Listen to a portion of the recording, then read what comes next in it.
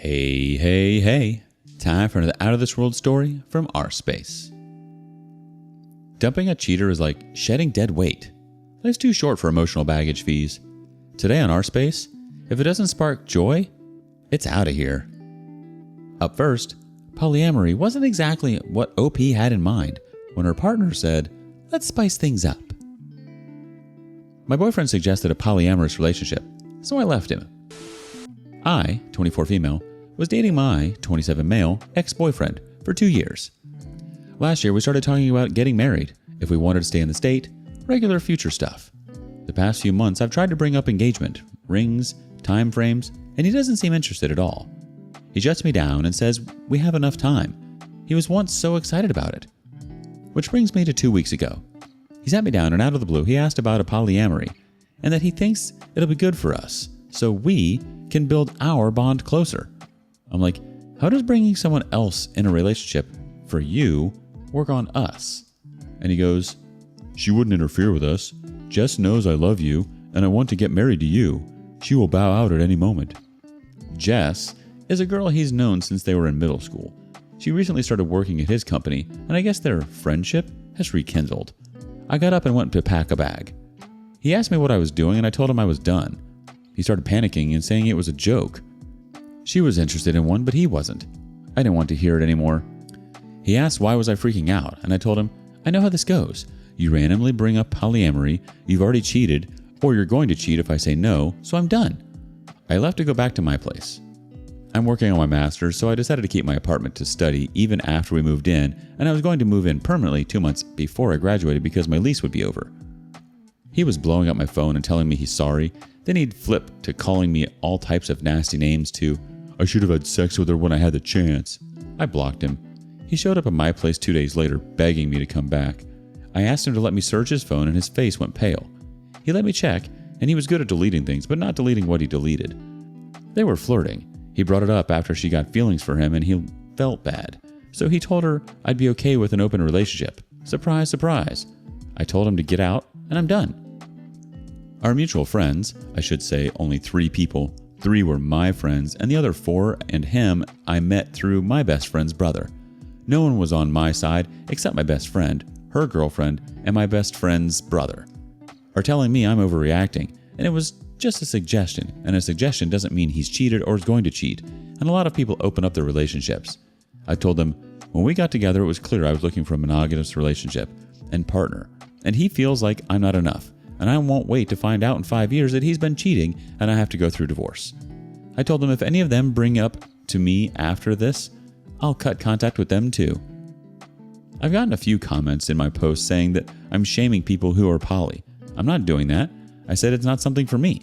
I am monogamous and want a monogamous relationship and a partner. I made that clear from the beginning that I did not want an open poly relationship and cheating was a deal breaker for me. And he messed up both of those at one time. If having multiple partners is for you and that works for you, I'm glad that it works for you. I'm not trying to shame anyone out of it. This is just personally not for me. Also, it's way more than he wanted a poly relationship or just thought it up. He was already cheating on me, and then he already had someone in mind. Wanting to explore that option, he would have came to me and said, I want to try this, not just says she. Because if this is something that you randomly started wanting to explore, you wouldn't have a person in mind already. That's not how you bring up wanting to bring in more partners. You don't cheat and then try to manipulate the situation so your partner's okay with it. And now some feedback from the community. First up, good for you. Just tell him he is free to be with Jess now or any other girl he wants. He got what he wanted, so he should be happy. You will find someone who considers you enough. You deserve nothing less. Get rid of the friends who don't support you. Someone else chimes in, I don't know if I'm more disappointed in the boyfriend or the lack of support from your friend. This get over it, you're overreacting mindset triggers the F out of me. Do they not understand that he was already emotionally cheating the moment he started flirting and encouraging a sexual relationship with the other woman? Girl, you handled that situation like a freaking queen. Love it. The classic, let's spice up our relationship by adding a third wheel move. If I wanted a threesome, I'd have ordered pizza. Kudos to you for having the backbone to pack your bags and leave the dumpster fire of a relationship. It takes guts to walk away from someone who thinks commitment is just a word in the dictionary, and those friends, they sound like about as useful as a screen door on a submarine. Who needs them? Certainly not you. So here's to purging the poison from your life, whether it's in the form of a deceitful boyfriend or a squad of unsupportive spectators. May your circle be small but mighty, filled with people who lift you higher instead of dragging you down into the depths of drama. Do you think OP blew it up out of proportion? Have you ever been in a similar situation? Share your thoughts with us in the comments below. Up next, OP divorces his wife for trying to turn their marriage into a game of hide and seek. Am I the a-hole for calling divorce immediately after finding out my wife emotionally cheated on me? I found out my wife was cheating on me emotionally last week. I found it through a notification when she was in the shower. We were both 33 and married for 6 years. In my eyes, everything was good. Funny how one can hide their betrayal without the other party noticing. I confronted her right away and told her to open the phone to show me the messages. She refused first, but gave up after I told her we were getting a divorce. The texts were not that old, and there were not that many. It was obvious most of the texts were deleted. I asked her questions about the affair: why, who, where, how. I will not go into the details as I want it to stay anonymous, but I was trickle-truthed in the end. She got caught and trickle-truthed me. I do not believe her and what she said about the extent they went. At the beginning of our relationship, I made it very clear that cheating in any form is a relationship ender. I told her to get a lawyer because we were getting divorced. She asked for marriage counseling, promised to change, and even make her life completely dependent on me, leave the job, not leave the house, and give me all of her digital devices. I told her where marriage counseling would have helped was before she decided to have an affair. We could go to marriage counseling and solve the problem there by talking whichever problem she had. Instead, she went on to have an emotional affair and made sure to actively hide things from me by deleting texts and trickle-truthing. I reminded her of my boundaries and what I told her about them in the beginning of the relationship. I will hand the divorce papers to her this month, and she is telling me to reconsider. Am I the a-hole in this situation? The OP was not the a-hole based on the comments, along with a few "you're the a-holes" and non-a-holes. Now for some relevant comments. First one, not the a-hole, but you do seem to be rushing things. You might want to take a little while to think things through and let her feelings sit. What do you lose by waiting until the end of next month instead? To which the OP replies, I do not have to wait an extra month and live in the same house with her. Someone else chimes in, if you made your boundaries very clear to her and you are sure that she broke them, why are you here? If you do go to marriage counseling, be prepared to hear some things about yourself that you might not want to hear. The OP replies, on one side, my logic wants to get validated while my heart wants to hold on to a hope. Last week has not been easy for me. Love is there, but trust is not. Plus, getting to write it here is relaxing. I'll probably hear about these in the individual therapy. Thanks for the comment. Another person says, not the a-hole, but if the affair has been brief, what led up to it? This may require you to take a hard look at yourself. And the OP responds, she told me she felt lost in the part of her life, midlife crisis, and wanted attention from others. One more person had this to add. In my eyes, everything was good. Funny how one can hide their betrayal without the other party noticing. Funny how the other partner can be super unhappy without the other noticing at all. Not an a-hole. And yeah, this version of your marriage is over.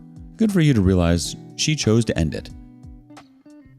The OP replied, she told me she felt lost in her life and wanted attention from others.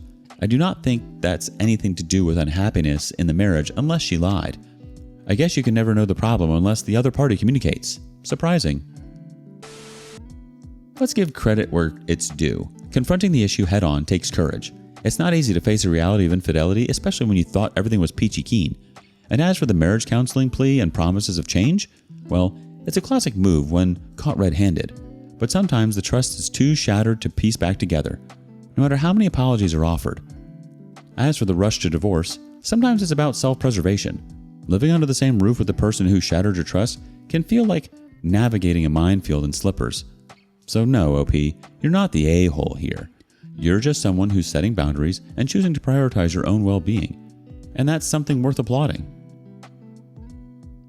Update. It's 100% divorce now. I think I was looking to relax and validate my logic with that post. Love is there, but trust is broken. My heart told me to have a hope, but my logic told me to divorce. Logic won in the end. It has been over a week now, and I still do not get the full information about the affair. Yesterday night and this morning after the post, I came to learn new information about the affair. I'm still not sure if it's the full extent. To clarify the emotional affair part, they sexted, sent nudes to each other, and there were I love yous involved. If it's not cheating, I don't know what it is. Whatever. I still do not know the full truth, and she refuses disclosing who exactly this affair partner is. My trust level for her is so low that she could say the sky is blue and I would doubt it. This relationship is just over, dead. I will go ahead and with the divorce as soon as possible so I can process my feelings alone after she leaves. Some people told me I would not be able to find anyone at 33 as a male. This is the last thing I worry about with after divorce. First thing is to get over the relationship and put myself together better than ever. I'm planning on starting individual therapy right after I sort things out. I can date after that easily. Hope seeing you with a happy divorce update and in a better mood. Now for some other relevant comments. First one, making that decision and sticking to it is very difficult. You've made the first step, and that's amazing.